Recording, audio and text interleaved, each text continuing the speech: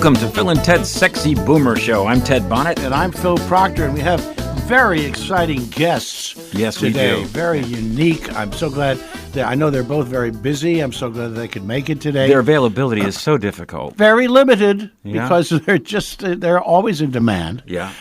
First guest, my only guest, is sitting across the table from me, Ted Bonnitt. Hey, Ted, how are you? And my guest is Phil Proctor. Yes, what a coincidence. Well, we've been doing this show for 3 years. We figured it's time to get to know each other. Well, it's time for our listeners to get to know us a little bit better, too, I think. Yes. Ted, read it, my book, right? Yes. I feel embarrassed, talking about my your book? brilliant book. Yes. But you can. Oh, okay. This is the story. This is it. This is. Well, I'm confused. What the hell are you This is the talking 60s cast in stone. All right, what's it Stoned. called? What's Where's it called? my fortune cookie? Why is it called that? Because, and I doubt our listeners heard this story before, but you were caught in the crossfire of a gangland shooting. That's right. In San Francisco over Chinese food. Yeah, that's right. Yes. What was your fortune cookie? Duck? No, my fortune cookie. No, my fortune. I ordered the duck. Oh. My fortune cookie said, "Leave now." But unfortunately, we didn't get it till afterwards. Actually, the title does not come necessarily from the fact that we survived the Golden Dragon Massacre. Uh-huh. The title, which was, by the way, predicted to me by a psychic friend of mine. Well, that's something we should talk about today because we both have had encounters with other realms. Yes, indeed. You've done what do they call that? Traveling. Astral projection. Astral projection. Yeah, which I never had an interest or a proclivity for, but I had a master through a police acquaintance of mine. Huh. This is an arresting story. Yes, and she remote viewing is actually the term for it. Okay, remote viewing. And they do travel on what they call the astral. Mm-hmm. We can talk about that because I had no idea. The old astral highway. And it worked. It actually worked. And how did you become interested in this? I've been studying phenomena over the years. In my journalism career, my first job in radio was right at the beginning of the Hudson Valley, New York sightings. You're talking about the UFO side? Yeah. And everybody at the radio station saw UFOs. Now, it's not because everybody was partying, because we were the last freeform rock and roll radio station in New York. We were there a full year, and then a new hire came in, a straight guy who was pretty nervous, named Howard Stern. Oh, no. And Howard was he would come in and he would what was the name of this station? WRNW. If you saw Private Parts, the movie. Yeah, I did voices for that. Oh, okay. Well, there's an establishing shot of this white house in the woods. Mm-hmm. They went back and actually restored it, painted it, and recreated it, which was surreal for me to be in an LA movie theater and see my first job. Wow. And Howard faithfully recreated the station right down to our Israeli boss. Oh, that's wonderful. Which was remarkable. I'll have to watch that movie again. And Howard was very faithful to the way he looked and the way he acted. He was I felt that way. He was very insecure at the I was time, impressed. and he would do TM in his car before he'd come in. And my mentor there at the time was Joe from Chicago, who was a DJ who took the character from Firesign. He was a huge Firesign fan. He turned me on to Firesign. Okay, wow. And so we did a lot of out there comedy, he and I, on the air, which Howard was. I don't think awestruck is the right word. He was amazed that we would be so crazy on the air. We knew Howard when he was in, I like to say, his pupa stage. Okay. Where he hadn't come out of the closet on fire yet. Yeah. And no one saw that coming. No one saw that coming. He was always a very soft-spoken and kind person. He was really a sweet guy. And then he got possessed by a demon, and the rest is history. Wow, indeed. But but that's when everybody was seeing UFOs. And being a child of the space age, I had read, Project Blue Book, in the mid-'60s when I was a little kid. And what was the guy's name? Hynek? Yeah, Hynek. Hynek, right. To me, the UFO phenomena was sort of a folkloric component of the space program because we were going to the moon too. So it was kind of you were involved with that as well. Well, I covered it years later. I interviewed all the astronauts who walked on the moon, with the exception of Neil Armstrong, because he didn't talk to anybody. You see, are you getting why we're talking to one another right now? Over the years, I've learned amazing things about your background and the fact that you really have done many disciplines in your life, being an actual reporter and a producer. Let me ask you this. How did you trick me into doing this show? Oh, we first met in 1977, I think, 1976. You and Peter Bergman, Proctor and Bergman. It's right before the Golden Dragon Massacre. Yeah. Oh, before. Yeah. And you were touring, and you played a gig at NYU in the Village. Right. And Joe said, let's go. I said, great, because I hadn't seen you. And we went to see you perform. And then Joe said, after you performed, he said, let's go say hi. Proctor and Bergman. Yeah, so we went up and said hello, and you were very accessible. And Joe said, you want to get stoned? And, of course, you two said, sure. What a stupid question. Yeah, and then you followed us out to Joe's car, right? We were parked on the street. And you and Peter got in the back seat of the car. We were in the front seat. And we just had this really fun, scatological, genuinely polite. Those were the days. Having a great conversation in passing.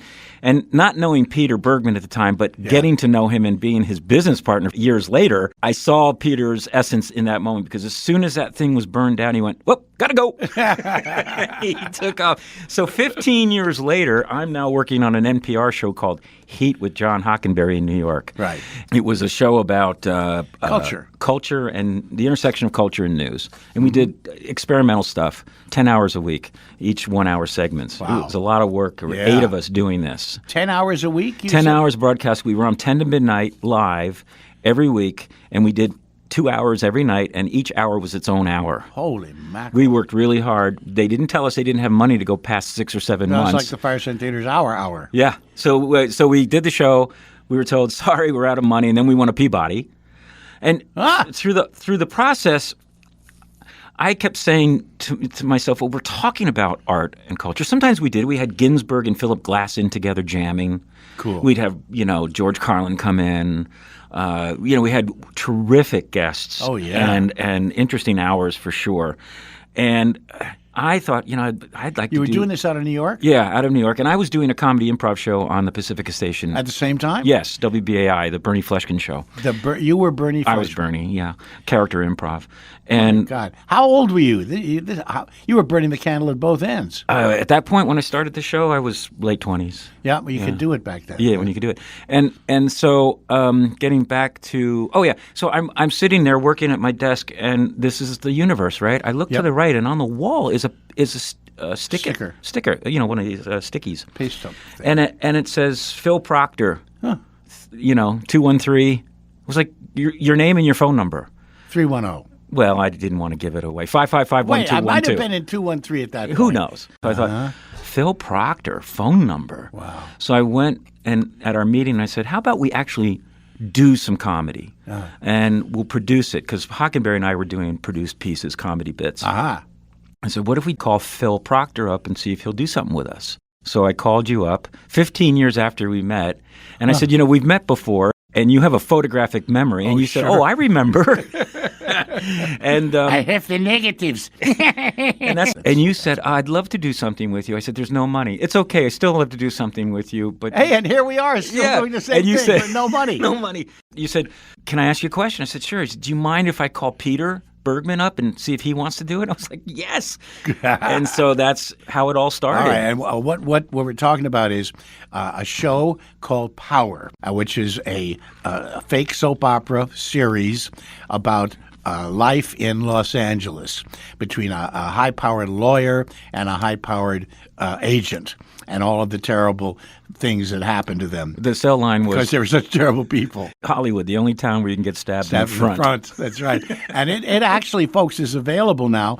If you go to the Firesign Theater website, you can get a great download of Power, of all the episodes, and a nice, wonderful little colored booklet with pictures and things at the Firesign Theater site. But here, you can get a copy of my book, Where's My Fortune Cookie, which will tell some of those stories and many, many, many more.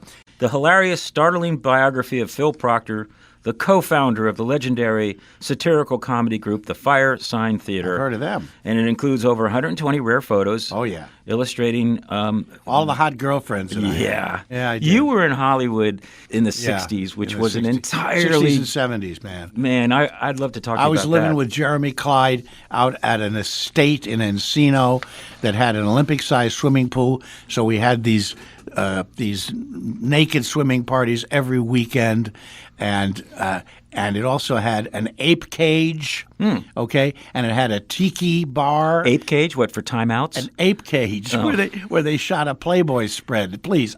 Don't ask. It was the 60s and the 70s. And a bomb shelter where we kept our pot. Okay, where you get bombed. We get bombed in the bomb shelter, and a great big house, filled with hot and cold running girlfriends, and it was wonderful. It was friendly. Now this was before AIDS. Yeah, right? It was before sex plagues. Equaled death. Yeah. It was a whole other realm. And it really wasn't all about sex. It was about friendships, and community, and kind of helping one another and living together in a fun and peaceful environment. And I miss those days. Yeah.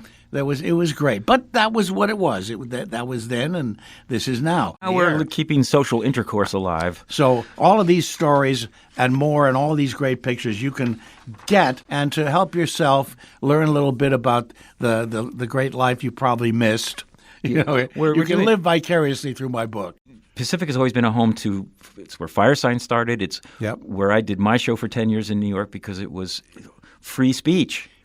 You're going to be talking about a film that you made. It's a kind of a documentary. Oh, it is a documentary. It is, but it's amusing. I mean, it's a funny movie. Tell the folks about it. By the way, the title tells you a great deal. Mau Mau Sex Sex. Yeah, and it's spelled M-A-U, as in the Kenyan Uprising. Mm-hmm. It's a story of two old characters who are now gone, but in their day, speaking of the 60s, were the number one producers of adult film entertainment.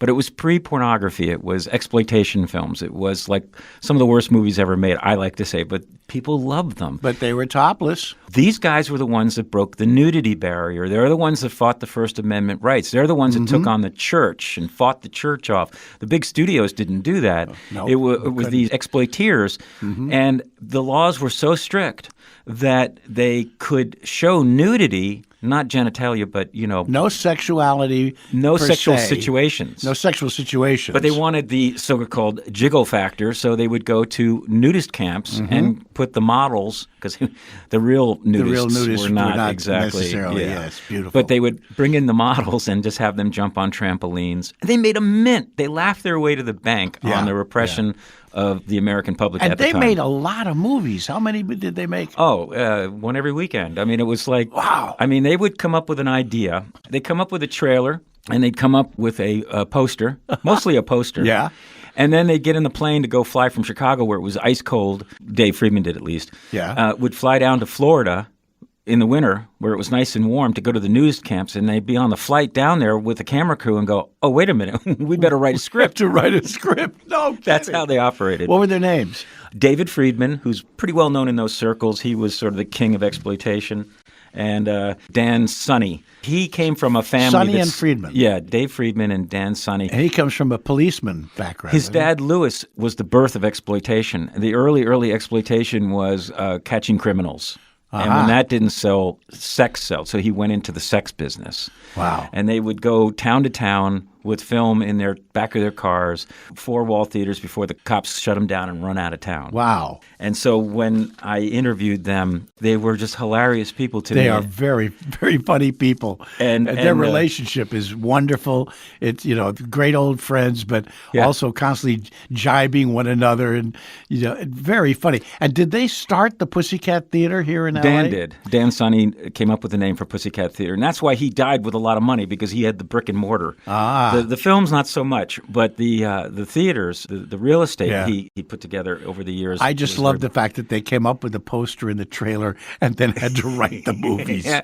All right, so this is available? Yeah, this is available. It came out. Is it a download? Tell folks. Yeah, it's a download. It's you can go to maumausex.com, MAUMAUSEX.com, and you can stream it in HD. We up-resed it. It was made in 2000. It speaks to an entirely forgotten era. Yeah. It's a time capsule, and you'll see a lot of the movies, which are jaw-dropping. And by the way, the Mau Mau aspect of it is that all of the ladies in Africa were topless. Well, right? they were and they weren't. What happened was this is a great film story, exploitation film story. A guy in the valley here, like in 1954, owned a Rambler dealership. Okay. But he loved making movies, 16-millimeter movies. So he went over to Africa to shoot wildlife. Uh-huh. So he didn't shoot wildlife. He filmed and stumbled onto the Mau Mau uprising in Kenya. Oh, what luck. And he films the uprising, he films the prison camps, the whole thing. Comes back to L.A., and he can't sell it because it's too raw for television, and it's not really interesting enough or long enough for there's film. Really no platform. So he's desperate. So where does he find himself? He finds himself in the offices of Sunny Amusement, Dan Sunny. And Dan takes a look at it, and he said, yeah, I can make this work. I just put a little sex in it. And so he takes this documentary footage, and then he had a studio down in L.A., Cordova Street, which is by the 10 and Western or something down there, and which was a whole film row at the time back in the 50s. Yeah, you show it to us in the movie. And so they found African-American waiters and waitresses in the neighborhood and hired them to come down and put on grass skirts in front of this really cheesy backdrop and to go topless and have like a riot. He did it for the artwork, for the poster work. He just wanted the images for the poster. But then he said, well, might as well put it in the movie. So he just throws it randomly into the movie. And he releases it as Mau Mau, but laments the fact that it never made any money. He's on camera. He said, Mau Mau don't mean nothing. Yeah. You put a name like Mau Mau Sex on it, you make some money. There you are. Mau Mau Sex. Yeah, brand new. Everything you ever wanted to know about exploitation film and the characters behind Very them. Entertaining, really fun to watch. And there's sex in it. Oh, there's sex in it. But it's a soft, I would say, an R-rated film. It's not hardcore. No. There's not. No. It's nothing like that. And that's not even released yet. It's going to be re-released. It played in theaters around the country. It did play in theaters around the country, It played Antarctica. It played every continent. Boy, it must have melted the ice up there. That's probably sure part of our problem. And is it being re-released now by another company? There's a DVD being re-released by Severin Films as a companion piece that we did the commentary track for last week. Last week, Ted did a commentary track about the scenes in the film. Yeah. Watching for the whole movie. He did a commentary track for the whole movie. Very entertaining. But the interesting thing about it that'll be a DVD extra. That's coming out later this year. Yeah, what we're talking about today is we spent a year working with AI to up-res it to a high-definition beautiful movie. Yep. So, and that is available streaming VOD. It was Netflix for a while. It had a good run. But what's interesting about it is that it just gets more interesting as time goes on because it just becomes more alien and bizarre about that this even existed. And it really was for the time.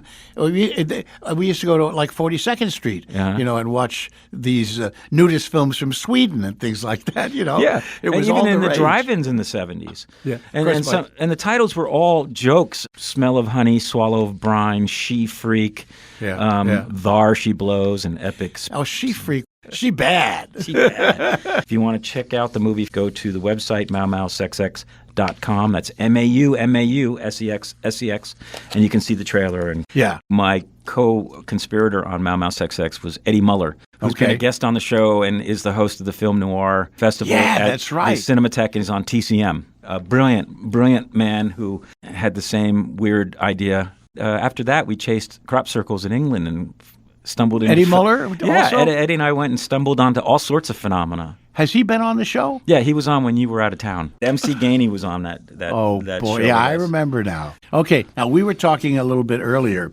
about some psychic phenomenon that in my book, Where's My Fortune Cookie, you will read about all of the bizarre connections, very much like that story you told about the Hopis, where you find your path in the universe by observing things and responding to them. My favorite line from Shakespeare is from Hamlet, and it is, "The readiness is all." And that's been my philosophy in life, which is, oh, wait a minute, what's happening? Where am I going now? But in my instance, really bizarre things would happen. Like the whole way that I met the Firesign, that I became part of the Firesign Theater, was because I was with Brandon DeWilde, who was a child star famous for Shane. Shane, come back, Shane. And Peter Fonda, who is famous for everything. And we went to the Sunset Strip protests for the curfew. They were trying to impose a curfew on the youth who were involved in anti-Vietnamese War protests and were, openly sexual and were smoking dope on the streets in Sunset Boulevard. And so the cops decided to stop it, and they lined up the cops on one side and the sheriffs on the other, pushed everybody together to create a riot. And during that time, Fonda and Brandon and I decided we were not going to be moved, and we sat down in front Pandora's Box, famous club at the time, and I sat on an open issue of the L.A. Free Press, which was the voice of the people in those days, pulled it out from under my butt. I had sat on Peter Bergman's face.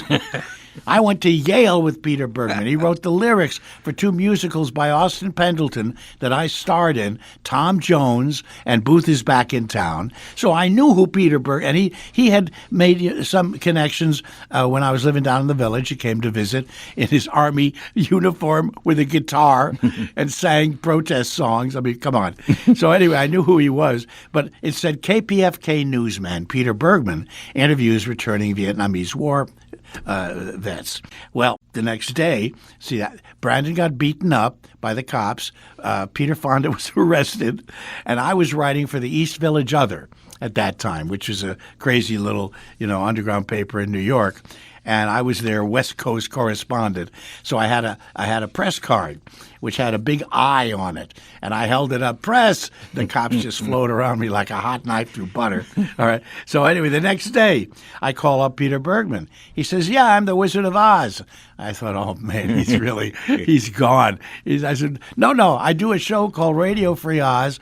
It's a big hit on KPFK. It's on every night from blah, blah, blah. Why don't you come down and play with us? And, of course, I said yes, because the universe was opening another door for me. And I go down there, and I meet these 2 other bozos, Phil Austin and David Osman. Phil, I think, was producing the show. David Osman was hanging out, and we discovered we were all fire signs. I'm a Leo. Peter and David are Sagittarians, and Osman, unfortunately, is an Aries. Okay, and so that was the birth of, in Peter Bergman's brain, the Firesign Theater. And I remember him saying, "We're going to be as famous as the Beatles one day," and we all kind of scoffed. And by God, wouldn't you know it, one of the reviews of ours was the Beatles of comedy. And we were, of course, inspired greatly by the Beatles. But bingo, there I was now in a 50-year career. Yeah. What? Come on. And I remember it all started with sitting on an open Peter's issue face. of the L.A. Free Press that was open to a picture of Peter Bergman. All right. And that's the point that the Hopis taught me, which is you have to observe, because you'll see things that you don't notice. That's normally, right. like a That's post-it right. on the wall, or. But then there are other things in the book that are totally undescribable. I went back to New York once the Firesign Theater was like starting to perform and things. We could feel something was happening. And so I went back to New York to close up my apartment on West 11th Street near the White Horse Cafe.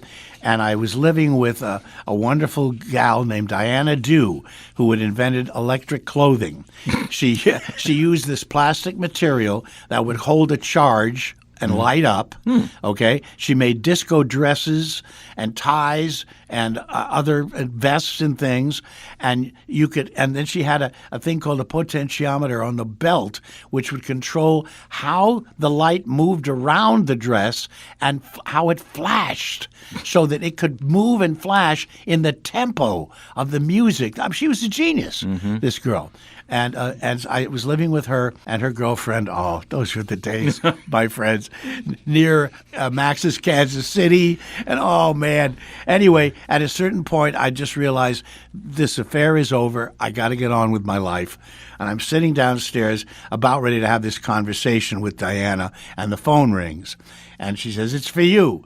And I pick it up. He says, "Hi, it's Peter. We just signed a contract with Columbia. We're going to do our first record. It's called Waiting for the Electrician or Someone Like Him. We need you back here immediately. There's a ticket waiting for you at Columbia. You just go down, pick it up." Okay, there it was. Another door opened, okay, and pushed me right through it. And I came back, and by God, we did our first record, and, the rest is histrionics. When I met you guys back in the 70s, I was already talking to David Osman every week. You were? Yeah, because he was running the Campoon, the George Papoon campaign. Papoon, yeah. David, boy, we need Papoon more than ever these days. Oh boy. It's what a sideshow. I know. What a sideshow. By the way, you're listening to Phil and Ted's Sexy Boomer Show. Ed Begley was our guest last week, and you can hear him on your favorite podcast platform, or you can go to our website, Mama.com. Sexy Boomer. It's too much sex in all of these names. SexyBoomerShow.com. But it's important. We wouldn't be here without it. That's right. Right? All right, so tell me about your psychic experiences. And by the way, you mentioned earlier that you also connected with Peter Bergman as a partner for, 15 years? I didn't think it went that long. What were you doing with him? We were working on Heat. We had such a good time doing our thing. Power. And the show got canceled. Heat got canceled. And I called you guys and said, the show's over, but you want to keep working together. Yeah. And God bless you. You said, yeah, you bet. Sure. Oh, it's so much fun. And so I sold the idea to a distributor in New York of a 1-minute daily produced comedy bit by Proctor and you guys that would distribute to morning radio shows across the country. We did 300 of those. Yeah. And I was still getting... And at this time, Peter Bergman was living right up the street from where I still live on a street in Benedict Canyon. That went on for a year, and then I realized I had to go out west because I was pitching comedy ideas to Comedy Central in New York at the time, and literally at one meeting I pitched an idea, and they said to me, "Yeah, you got to go out to California with ideas like that." So I did, and I came into town and didn't really have anything going. I really only knew you and Pete, and after a couple of months, Peter said, "You're a producer. I'm not. I'm a writer. You know what I do for a day job?" I said, "No." He said, "I write radio commercials for movies." And he said, "But if you could produce, maybe we could start a business together. I'll give you half my business." That was the kind of guy Peter was. And so together we built a nice business, and we did hundreds of radio campaigns. So every day I had to write with Peter. Yep. Like we wrote 2 to 3 hours a day every day, and he was an amazing... He was a dynamo. Full of ideas. Full of ideas and full of positive energy. We had this funny rating because we would get these movies sent to us from the major studios. We did Lord of the Rings, Spider-Man. We did all the big movies. But most of them were not very good. And we'd get the VHS sent to us back in the day. Yep. And we'd have to watch the movie together. So we would, start at 9 a.m. and we sit down and watch a movie not knowing what we're getting into. And we had a rating system that it was like, once in a while it was like, that's pretty good. Most of the time it was like, turd. And so we would call it how big of a polish. The expression of polishing a turd. Polishing a turd. And it was we'd look at the movie credit would end. We'd look at each other silently and look and say, "Heavy polish." Heavy polish. And we'd go and write. And then every once in a while, a movie would be so weird and so bad that we would only award this once a year. It was the coveted Pig Award. Welcome to Wellville. Oh, I remember that movie. It was about enemas. We have to sell this. And it was a musical, I think, too, wasn't it? That movie just flowed along beautifully. Yeah, the movie ended and there's just this dead silence between us. It's Lord. like, oh my God. Because we know we have to sit and write for 5 hours. And that's why we were at Hollywood Recording all those years. There's a whole story about Hollywood Recording that maybe I'll tell it after I ask you about the psychic experience that is connected with your remote viewing that happened when I was there working with you. What was I doing? I was doing a voiceover for you or something? Intel radio spot. An Intel radio spot. And we were producing that, and we were also producing The Digital Diner, which was a sort of a Saturday Night Live radio formatted show, a 90-minute skit comedy show that we were launching. Yeah, and we did one of those in New York, didn't we, at the Knitting Factory? The Knitting Factory. And my darling late wife, Melinda Peterson, was part of that. Oh, it was great. We had all sorts of people involved. Edie McClurg. Saturday Night Live people. Yeah. We had all sorts of people. It was a radio show, folks. Yeah. And again, Peter, the visionary, knew that there was going to be a world of audio digitally available, online. And that's he was a pioneer. Yep. And he did Radio Free Oz online with the help of John Goodman, who helped to produce executive producer.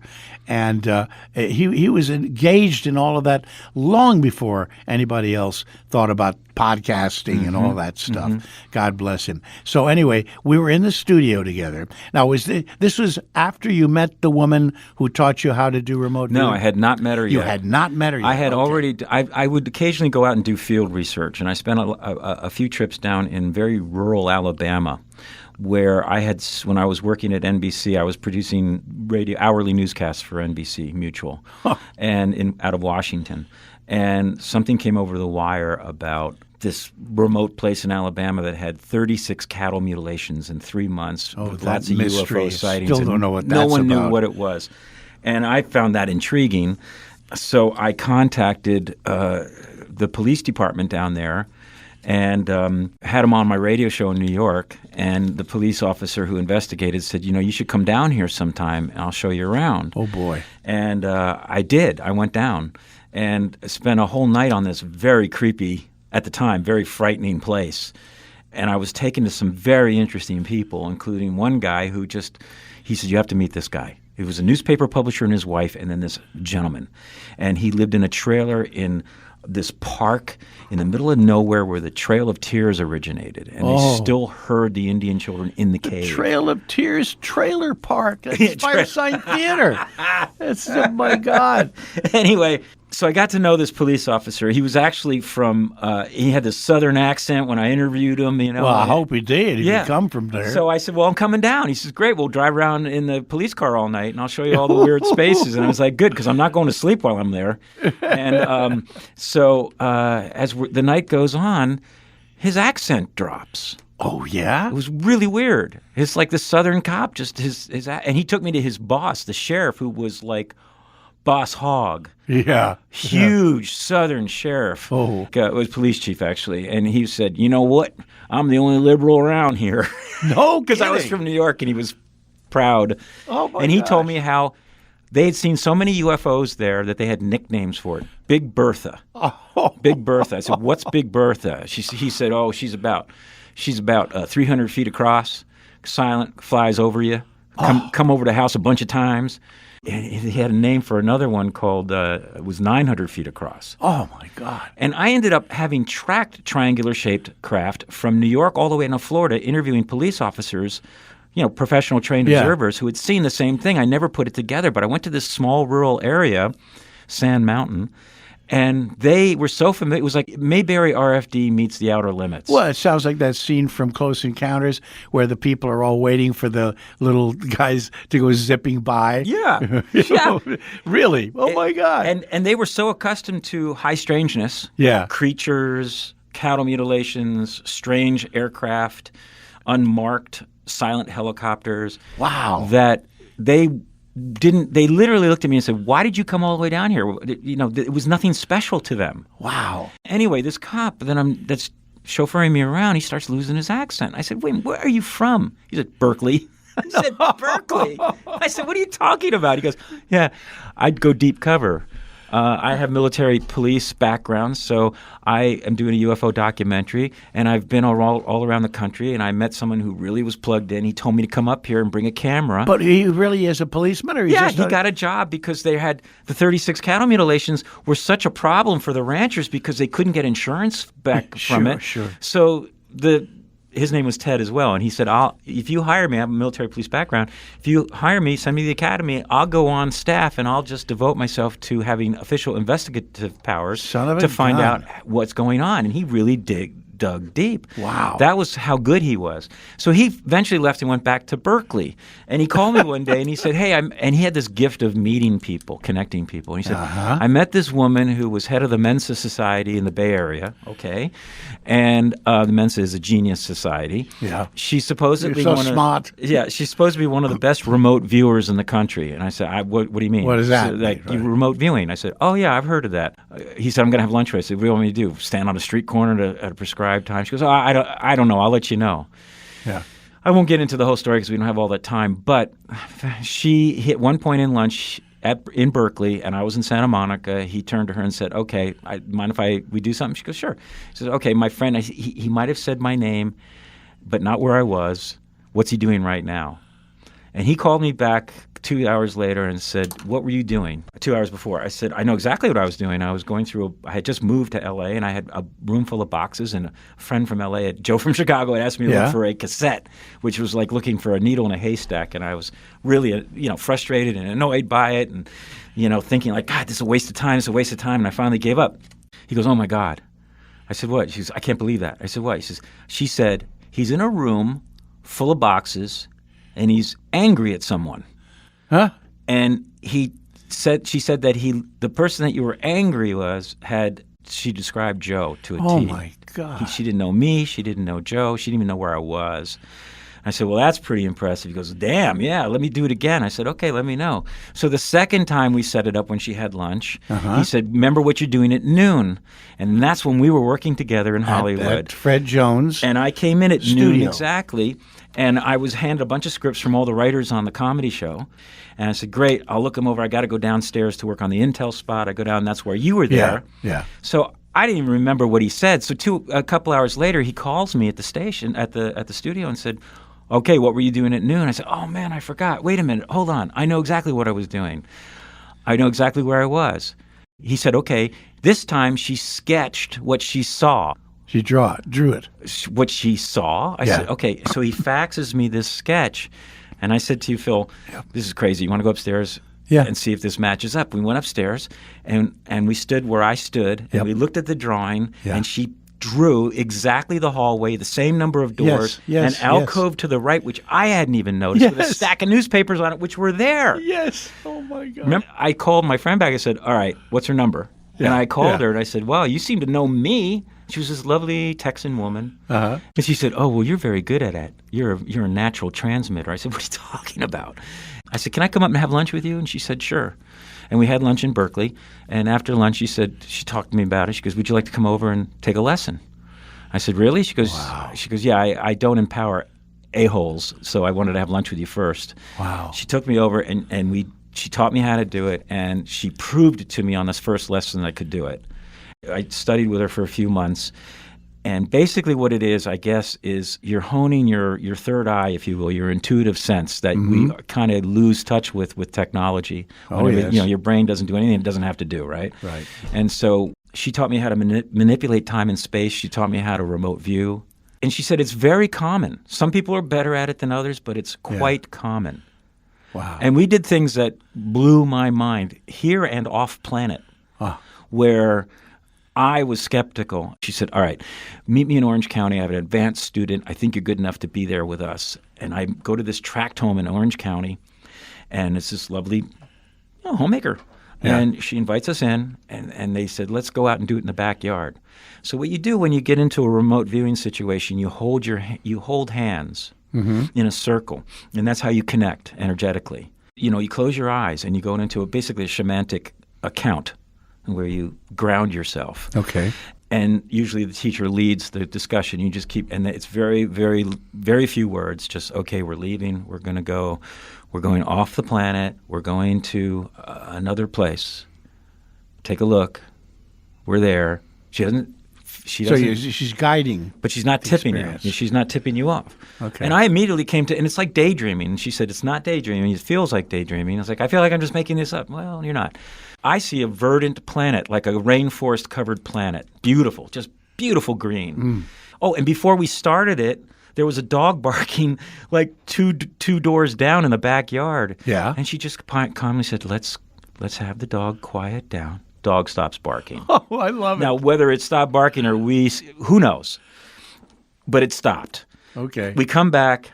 Fortunately, she doesn't ask me first of what I saw. Yeah. So the advanced student says, well, what I saw was a lot of green. It was like a forest. Oh. It was like a planet. It was steamy. Could it have been early Earth?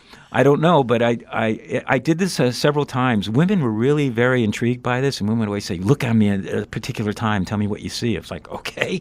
Now, did you have to go into a meditative state to do this? Yeah. Very, very, very casually and light very meditative quickly. state. Yeah, it's not. It's just really just. Can you still do it? I suppose. I did a few experiments like manipulating time because it's all perception. Okay, guy, if you want to see Ted manipulating time over the radio. Okay, Phil, you've been going on for an hour on this manipulating time thing. Time just flies when you're manipulating it. All right. And we have lots of guests coming up. And, yes, we do. We have some interesting shows coming up, and you can hear all of our past shows on our website, sexyboomershow.com. So come and enjoy them. And if you listen to podcasts, they're on all your platforms.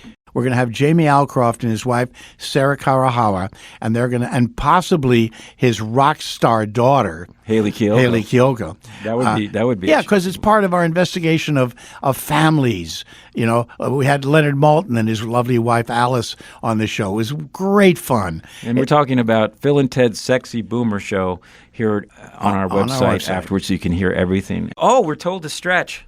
Oh, all right. I know, because sitting, it's hard on your back, isn't it? Well, I tell you, Ted, this has been fun. We could do this again. Let's face it. If our listener will put up with it. Yeah. Phil, always a pleasure. Ted, always more of a pleasure. Phil and Ted's Sexy Boomer Show. We'll see you next week. And now you know the rest of the story.